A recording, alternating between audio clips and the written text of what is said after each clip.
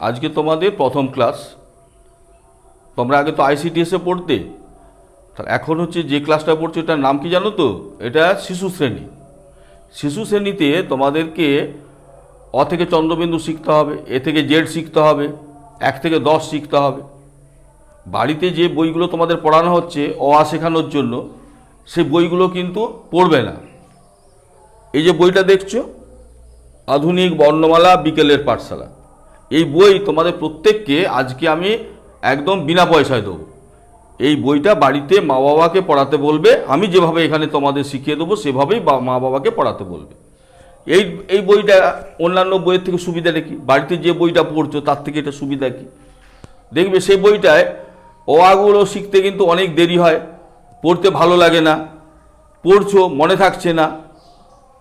এই বইটা পড়লে দেখবে খুব সহজে অ থেকে চন্দ্রবিন্দু শিখতে পারছো, চন্দ্রবিন্দু থেকে অ বলতে পারবে, পড়তে ভালো লাগবে, পড়বে অনেক বেশি মনে রাখবে। তোমার হচ্ছে মনে ভুলে যাওয়ার, যেটা ভুলে যাও, পড়াগুলো ভুলে যাও না, এগুলো কিন্তু বন্ধ হয়ে যাবে।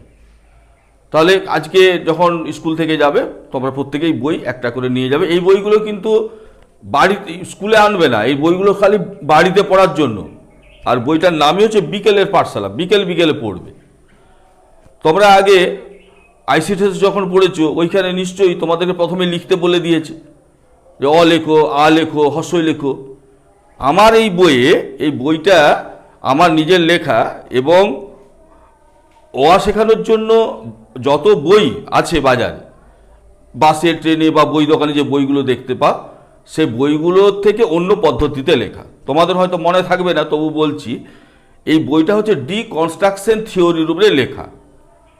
এই ধরনের বই তোমরা বড় হলে জানতে পারবে যে সারা ভারতবর্ষে, মানে শিক্ষা জগতে এই বই কিন্তু নেই।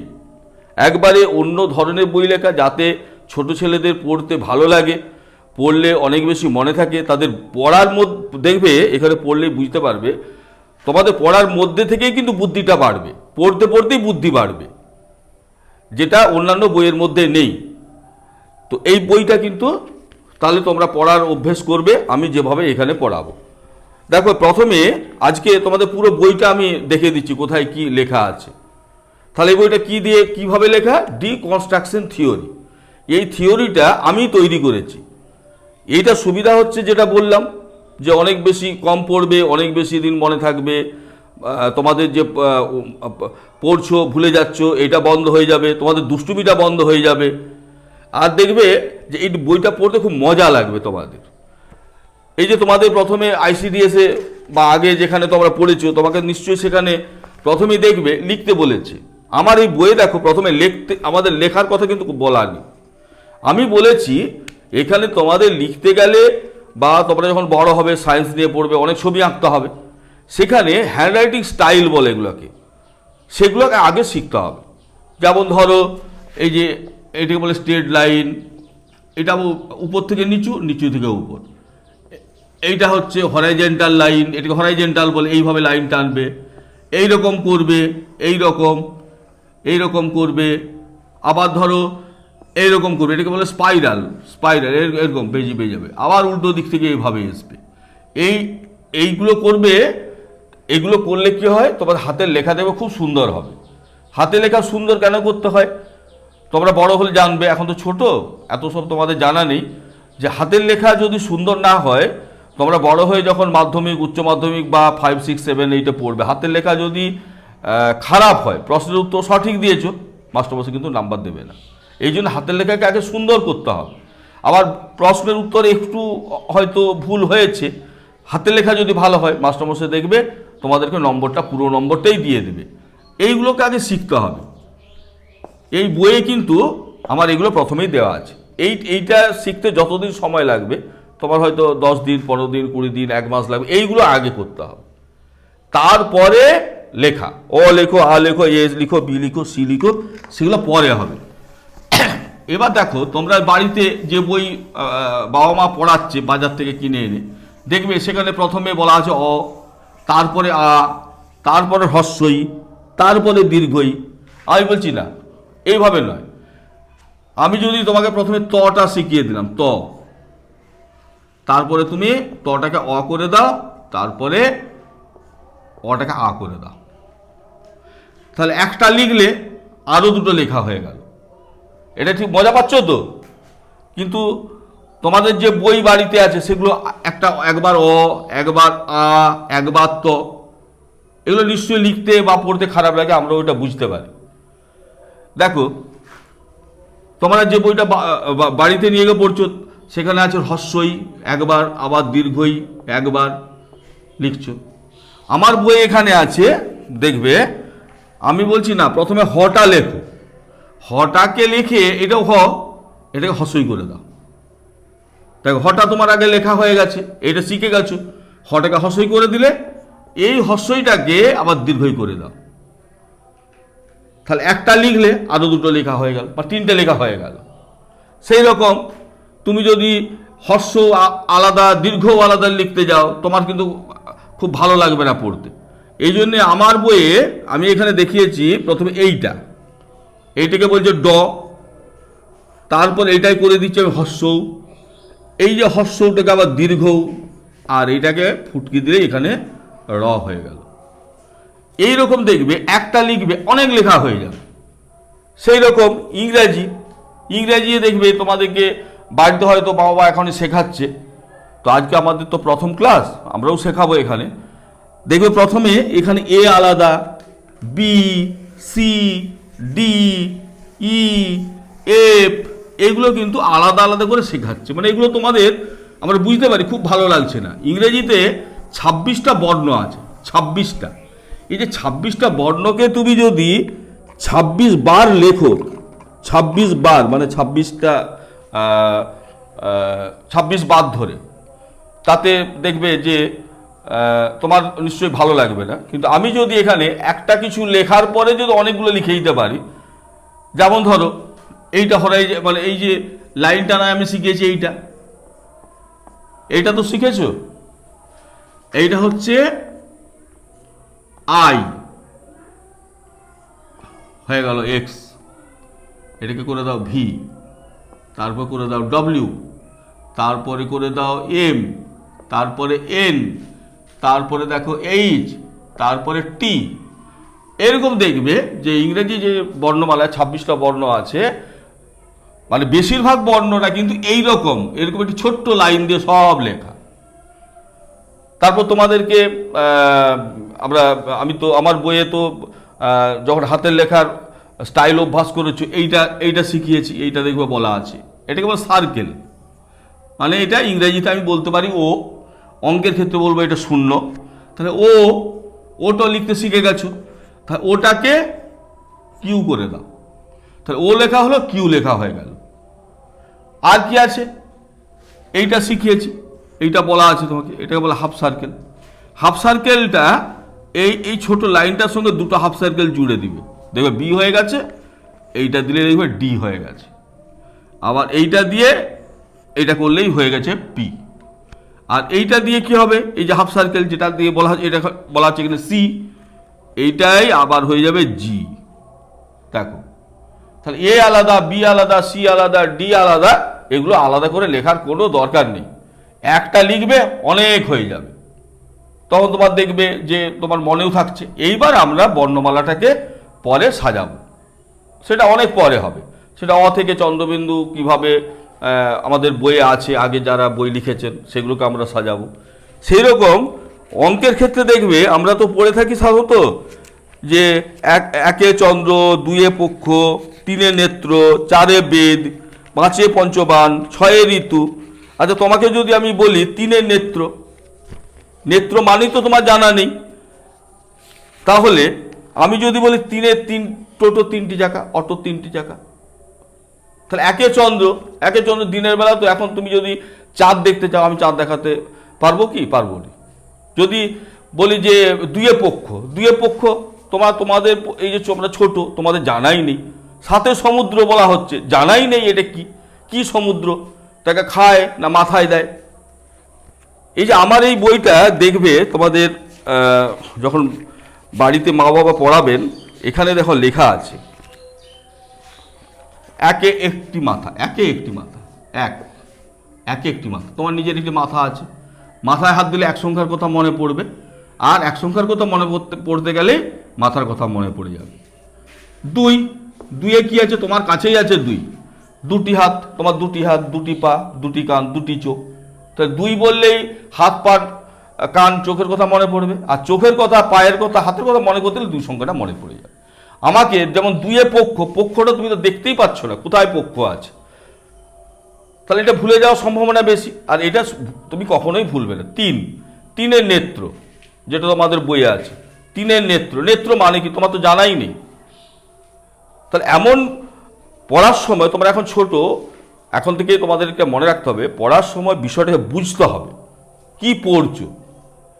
হ্যাঁ, সমস্ত পুরো মানেটা না বুঝলেও বাবা মা বা আমাদের মাস্টারমশাই আমরা যারা আছি আমাদেরকে জিজ্ঞাসা করতে হবে যে এটা কি হতে পারে। এই যে নেত্র, নেত্র আমরা জানি, বা তোমাদের যে দাদা দিদি যারা আছে তারা জানে নেত্র মানে চোখ, তোমার তো জানা নেই নেত্র মানে কি। তাহলে এখানে যদি আমি বলি তিন, তিনে অটোর বা টোটোর তিনটি চাকা, এটা সহজে বুঝে যাবে। চার, চারে বেদ, চারে বেদ, এটা তোমার জানা সম্ভব নয়, বেদ মানেই কিন্তু জানা নেই তোমার। তো সেখানে যদি চারে বাসের চারটি চাকা বলে দিই, তাহলে বাস দেখলে তোমার চার সংখ্যা মনে পড়বে, আর চার মনে পড়তে গেলে বাসের কথা মনে পড়ে যাবে। পাঁচ, পাঁচে পঞ্চবান, পাঁচে পঞ্চবান তোমার দাদা দিদিরাই হয়তো জানেন পাঁচে পঞ্চবান, পাঁচটি বান কি কি, তোমার পক্ষে তো জানা সম্ভবই নয়। আমি যদি পাঁচে পাঁচটি আঙুল, দেখো আমাদের হাতে পাঁচটি আঙুল, তাহলে পাঁচটি আঙুল দেখলে তোমার পাঁচ মনে পড়বে। আবার এই পাঁচটি আঙুল থেকে আমি দেখো এটা আবার যোগ বিয়োগও করতে পারবো, যেটা তোমরা আবার যখন উঁচু ক্লাসে উঠবে, প্রথম শ্রেণীতে যাবে, তখন যোগ বিয়োগ করতে পারে, এই আঙুল দিয়েই যোগ বিয়োগ হতে থাকবে। তো এভাবে বইটা লেখা আছে, এভাবে তোমাকে পড়তে হবে। আরো মজা পাবে এখানে, যেমন ধরো তোমাদের যদি বাড়িতে এরকম পড়িয়ে থাকে বই নিয়ে, যে আগে দেখবে তোমাদের উচ্চারণটা করতে বলেছে, অনেকে বলে ক লো, খ লো। এখানে আমি তোমাদেরকে এই বইয়ের মধ্য দিয়েই শেখাবো যে আগে উচ্চারণ নয়, আগে বানান। আমার ডিকনস্ট্রাকশন থিওরিয়ে আমার হচ্ছে এখানে যেটা দেখানো হচ্ছে, প্রথমে একটা বানান করতে হবে, তারপরে উচ্চারণ। ক, তার সঙ্গে র যোগ করলে ক র হয়। খ, তার সঙ্গে ল যোগ করলে খ ল হয়। আগে খ ল নয়, কখনোই নয়। যখন বাবা মা পড়াবে তোমাকে, যখন প্রথম উচ্চারণ করতে বলবে না, তুমি বলবে না আমি বানান করব, বানান করব তারপরে উচ্চারণ করব, ঠিক আছে? তারপরে এখানে দেখবে যে এক থেকে, যেমন ওই যে বলছিলাম না যে একটা ছড়া আছে, এখানে ছড়াটা তুমি পড়বে, সুন্দর আর এখানে আছে, সুন্দরভাবে লেখা হয়েছে।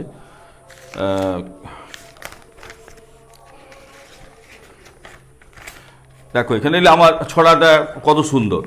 আমার আছে একটি মাথা, আছে দুইটি কান, আছে আমার দুটি চোখ, ধান গাছেতে ধান।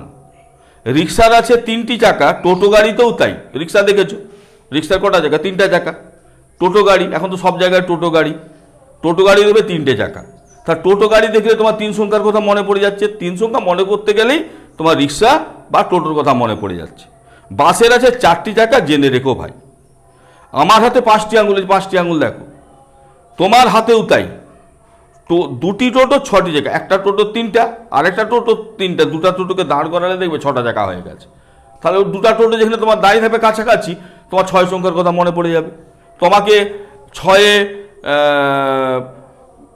ঋতু, এটা মনে করার দরকার নেই। এই যে ঋতু, ঋতু মানেটা কি তোমার পক্ষে তো জানা সম্ভবই নয়, তুমি তো ছোট। ঋতু, কটি ঋতু বছরে? ঋতুকে খায় না মাথায় দেয়, না কি করে, না পরে, তোমার তো জানা নেই। তাহলে আমি যদি দেখি যে দুটি টোটোকে এক কাছে দাঁড়ালে ছটি চাকা হয়ে যাচ্ছে, এটা যদি মনে রাখতে পারো, তাহলে টোটো দেখলে তোমার ছয় মনে পড়বে, ছয় মনেও করতে গেলে দুটা টোটোর কথা মনে পড়ে যাবে। আবার একটি বাস একটি টোটো, সাতটি চাকা হয় যে দুজনের, মানে একটা বাস আর একটা টোটো যদি পাশাপাশি দাঁড় করাও, তাদের মোট সাতটা চাকা হয়ে যাবে। আর দুটি বাস যদি পাশাপাশি দাঁড় করা হয়, তাহলে চাকা হয়ে যাবে আটটি, মানে দুটি বাসে আটটি চাকা জানা আছে সবার।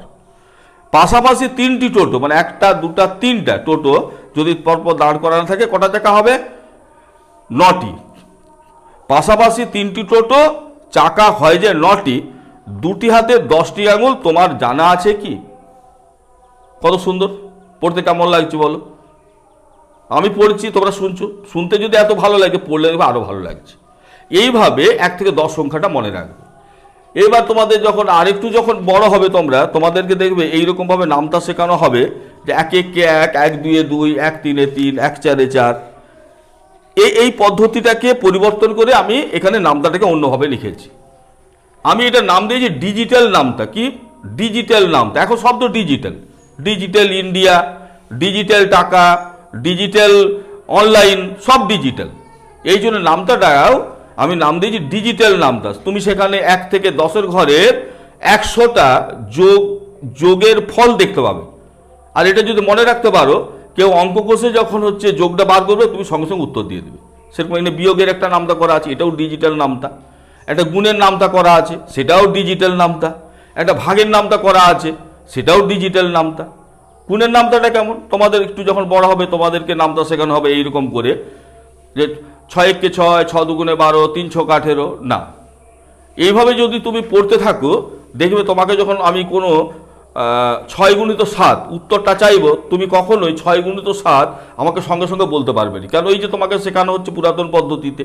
6 1 কে তুমি দেখবে 6 1 কে 6, 6 2 গুণে 12, 3 6 18, 4 চৌক 24, 5 চৌক 30, এইভাবে বলতে বলতে দেখবে যে তুমি ঠিক 6 10 60 এখানে থামবে। কিংবা 7 দিয়ে যদি আরম্ভ করো, 7 1 কে 7, 7 2 গুণে 14 করে 7 10 70। আমি যে তোমাকে 6 গুণিত 7-এর গুণফলটা চেয়েছি, তুমি বলতেই ভুলে যাবে। এটা তোমাদের নয়, এটা প্রত্যেকেরই হয়। এই জন্যে এখানে আমি একটা গুণের ডিজিটাল নামতা তৈরি করেছি। ডিজিটাল নামতাটা যখন তোমাদের পড়াবো, দেখবে যে একটা ছোট একটা ছবি, এই তালুর মধ্যে 1 থেকে 50-এর ঘরের নামতা লিখে রাখা যাবে। সেটা তোমাদেরকে আস্তে আস্তে শেখাবো। প্রথমে 1 থেকে 10-এর ঘরের নামতা শেখাবো, তারপরে 11 থেকে 20 শেখাবো, তারপরে 21 থেকে 30 শেখাবো, এরকম পরপর শেখাবো। দেখবে 1 থেকে 50 ঘরের নামতা বা 100 ঘরের নামতা এই তোমার হাতটার মধ্যে আমি লিখে রেখে দেবো। লেখারও দরকার নেই, তুমি শুধু মনে রাখবে, সেকেন্ডের মধ্যে উত্তর দিতে পারবে। তোমরা বড় হবে, তারপর তোমাদেরকে চাকরির পরীক্ষায় বসতে হবে। তখন দেখবে যে বেশিরভাগ প্রশ্নগুলো MCQ বলে এটাকে। তোমাকে 100টা প্রশ্নের উত্তর দিতে হবে 60 সেকেন্ডে। তাহলে তুমি যদি কোনো 6-এর ঘরের নামতা বা 5-এর ঘরের নামতা এভাবে যদি বলতে থাকো যে 5 1 কে 5, 5 2 গুণে 10, তুমি কখনোই তো উত্তর দিতে পারবে। তা তোমাদেরকে ছোট থেকেই সমস্ত বিষয় ডিজিটাল হতে হবে। ডিজিটাল প্রশ্ন যাই হোক, উত্তর হবে ডিজিটাল, ইনস্ট্যান্ট, সঙ্গে সঙ্গে উত্তর দিতে হবে। সেরকম তোমার একটা অঙ্কের ক্ষেত্রেও তোমাকে সঙ্গে সঙ্গে উত্তর দিতে হবে। ইংরেজির ক্ষেত্রেও সেভাবে তৈরি হতে হবে। তো বইটা ঠিক সেভাবে লেখা হয়েছে। এই ছোটবেলায় যদি তোমাদের এই অভ্যাসটা করিয়ে দিতে পারি আমি, তাহলে দেখবে আগামী দিনে পড়ার পদ্ধতিটা তোমরাই নিজেরাই চেঞ্জ করে ফেলেছো। এই বইটা হচ্ছে আগামী দিনে তোমরা পড়ার পদ্ধতিটাকে পরিবর্তন করে কত তাড়াতাড়ি পড়ে কত বেশি মনে রাখতে পারবে, কিভাবে তোমাদের মনের অন্যমনস্কতাটা দূর হবে, তোমাদের দুষ্টুমিটা কিভাবে দূর হবে, পড়ার প্রতি যে বিরক্ত হয় সকলে সেটা কি করে দূর হবে, এতগুলো কাজ হবে এই ছোট্ট বইটার মধ্য দিয়ে। এই বই তুমি সারা পৃথিবীতে এখনো পর্যন্ত কোথাও লেখা হয়নি। আর এই বইটা তোমরা আজকে স্কুল থেকে যাওয়ার সময় নিয়ে যাবে, প্রত্যেককে এটা বিনা পয়সায় দেওয়া হবে। আর এই বইটাই মা বাবাকে বলবে আমি যেভাবে তোমাদের পড়াচ্ছি এইভাবেই যেন পড়ানো হয়। আর বইটা স্কুলে আনবেন। আর এই স্কুলে আনা তো দরকার নেই, দেওয়ালেতে এই বইয়ের দেখো ছবিগুলো সব আঁকা আছে এখানে। একই ধরনের লেখা দেওয়ালে যেটা দেয় আমাদের স্কুলের দেওয়ালে দেওয়া আছে, এগুলো তুমি খেলতে খেলতে দেখতে দেখতে পড়তে পারো, দেখলে মনে পড়ে যাবে। ঠিক আছে? তাহলে কালকে সকলেই চলে আসবে। আর যারা আসেনি তাদেরকে একটু বলে দিবে যে কাল থেকে স্কুলে প্রত্যেক দিন আসতে হবে। আচ্ছা, আজকে তাহলে আমরা এখানে কিন্তু আজকে ক্লাসটাকে শেষ করব। তারপরে আমাদের অন্য মাস্টার বসে আছেন, তিনি আবার এসে পড়াবেন। আর মন দিয়ে পড়াটা শুনবে, প্রত্যেক দিন স্কুলে আসবে, আর দুষ্টুমিটা একদম বন্ধ করবে, আর খুব সাবধানে থাকবে।